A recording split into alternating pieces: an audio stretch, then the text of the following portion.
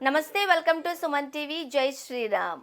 అయోధ్యలో రామ మందిరంలో జరగబోతున్న రాముని విగ్రహ ప్రతిష్టకు సంబంధించి వివిధ జిల్లాలకు చెందిన కళాకారులు కానుకలు సమర్పిస్తున్న తరుణంలో సిరిసిల్ల జిల్లాకు చెందిన హరిప్రసాద్ నేత కళాకారుడు బంగారు చీరను నేశారు.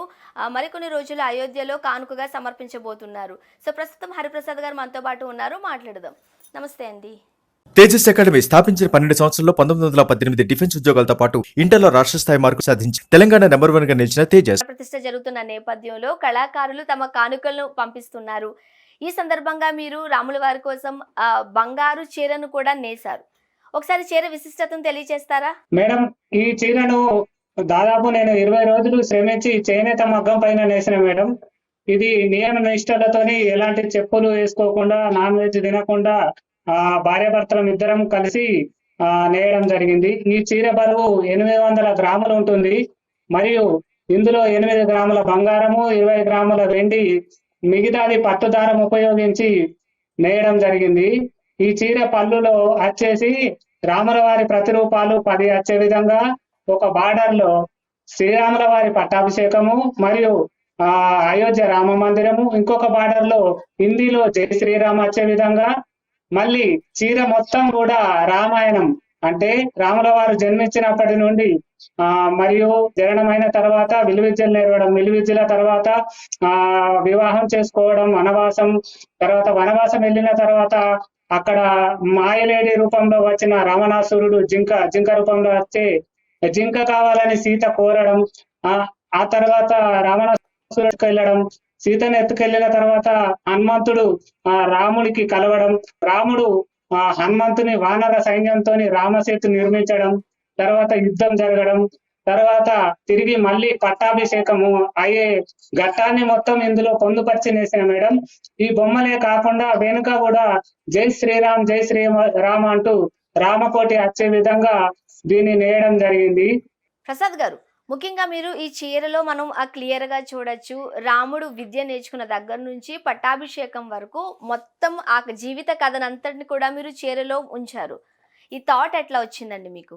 చిన్నప్పటి నుండే ఇట్లా వినూత్న ప్రయోగాలు చేస్తా. మొట్టమొదటిసారి అగ్గిపెట్టెలో ఇమిడే చీర, సూది రంధ్రంలో దూరే చీర, ఇట్లా కొత్త ప్రయోగాలు చేస్తూ ఉంటాను.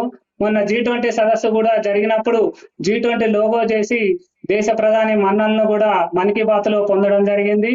మొన్న G20 సదస్సు కూడా 20 దేశాల ప్రధానుల ముఖ చిత్రాలు తీసుకొని ఒకే వస్త్రంపై వచ్చే విధంగా నేసినాను. మన హిందువులందరూ 500 సంవత్సరాల నుండి ఎదురు చూస్తున్న రామ మందిరాన్ని ఇప్పుడు నిర్మించడం, మరియు ప్రాణ ప్రతిష్ఠ సందర్భంగా ప్రతి ప్రాంతం నుండి ఏదో తమకు తోచిన విధంగా కానుకలు పంపిస్తారు. మా వృత్తి అయినటువంటి చేనేత వృత్తితో కూడా నేను కానుక పంపించాలన్న ఉద్దేశంతో సీతమ్మ తల్లికి బంగారు చీర నేయడం జరిగింది. ఈ బంగారు చీర మామూలుగా బంగారంతో నేయడమే కాకుండా ఇందులో రామాయణం మొత్తం ఉండాలి, రాముల వారి పట్టాభిషేకం ఉండాలి అని ఆలోచనతో దీన్ని నేయడం జరిగింది మేడం.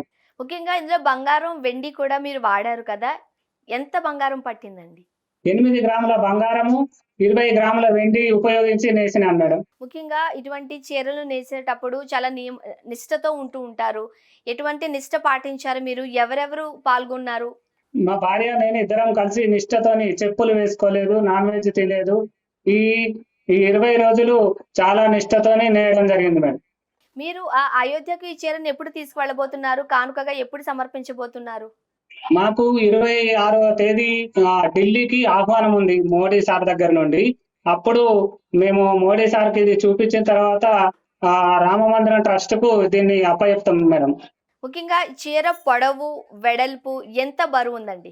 చీర పొడవు 5 మీటర్ల నర ఉంటుంది, విత్ బ్లౌజ్ 80 సెంటీమీటర్లు, మొత్తం 630 ఉంటుంది. బరువు 900 గ్రాములు ఉంటుంది. మీరు ప్రధానమంత్రి మోదీ గారిని కూడా కలవబోతున్నారు అంటూ మాకు సమాచారం అందిందండి. ఇప్పుడు 26 జనవరికి మాకు ఇన్వైట్ ఉంది. అక్కడికి వెళ్ళినప్పుడు మోడీ సార్ని కలిసి ఇది చూపిస్తాము. మాకు ఈ అవకాశం ఇచ్చినటువంటి సుమన్ టీవీ గారికి ప్రత్యేక ధన్యవాదాలు తెలియజేస్తున్నాము. ఎందుకంటే ఇక్కడ మాకు మున్సిపల్ చైర్మన్ గారు కూడా మా గురించి చూస్తున్నారు. దయచేసి ఇలాంటి అవకాశం ఇచ్చి మాలాంటి కళాకారులను సుమన్ టీవీ వారు ప్రోత్సహిస్తూ మాలాంటి కళను వెలికి తీస్తున్నందుకు సుమన్ టీవీకి ప్రత్యేక ధన్యవాదాలు తెలియజేస్తున్నాను. హరిప్రసాద్ గారు, అయోధ్య ఎప్పుడు వెళుతున్నారు? ఎవరెవరు వెళుతున్నారండి? ఎప్పుడు అపాయింట్మెంట్ దొరికింది మీకు? 24th కు మాకు ఫ్లైట్ టికెట్ ఉంది. 24th నుండి 29 వరకు ఢిల్లీలో ఉంటాం. ఢిల్లీ నుండి అక్కడ మాకు అపాయింట్మెంట్ దొరికితే అక్కడ నుండి అయోధ్యకి వెళ్తాం మేడం. ఓకే. ముఖ్యంగా రాముడు భక్తిగా మీరున్నారు. రైట్. ఏం చెప్తారండి? జగమంతా రామమయం. జై Sriram. Okay. Thank you so much అండి హరిప్రసాద్ గారు. మాతో మాట్లాడారు. చీర యొక్క విశిష్టతను తెలియజేశారు. Thank you very much.